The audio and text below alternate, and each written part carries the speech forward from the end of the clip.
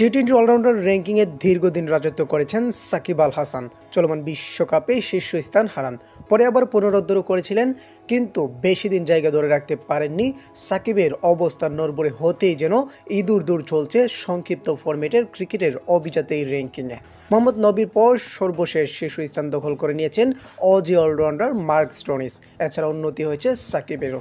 বিশ্ব ক্রিকেটের নিয়ন্ত্রক সংস্থা আইসিসি পুরুষ ক্রিকেটারদের র্যাঙ্কিংয়ের সাপ্তাহিক হালনাগাদ প্রকাশ করেছে, যেখানে টি-20 অলরাউন্ডার র্যাঙ্কিংয়ে এক ধাপ এগিয়ে শীর্ষ উঠে এসেছেন বিশ্বকাপে দুর্দান্ত ছন্দে থাকা স্টোনিস। ক্যারিয়ার সেরা র্যাঙ্কিংয়ে অজি এই অলরাউন্ডারের রেটিং পয়েন্ট 231।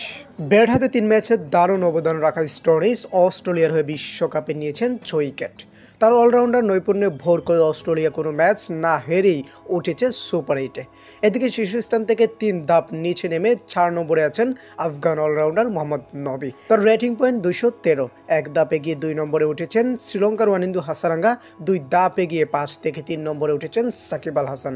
উল্লেখ্য, বিশ্বকাপের প্রথম 2 ম্যাচে নামের প্রতি সুবিচার করতে পারেননি সাকিব। শ্রীলঙ্কা ও দক্ষিণ আফ্রিকার বিপক্ষে বাজে পারফর্ম করায় গত সপ্তাহে শীর্ষস্থান থেকে এক ঝটকায় 5-এ নেমে যান সাকিব। তবে নেদারল্যান্ডস ও নেপালের বিপক্ষে পারফর্ম করে অলরাউন্ডারদের র্যাঙ্কিংয়ে 2 ধাপ এগিয়েছেন সাকিব।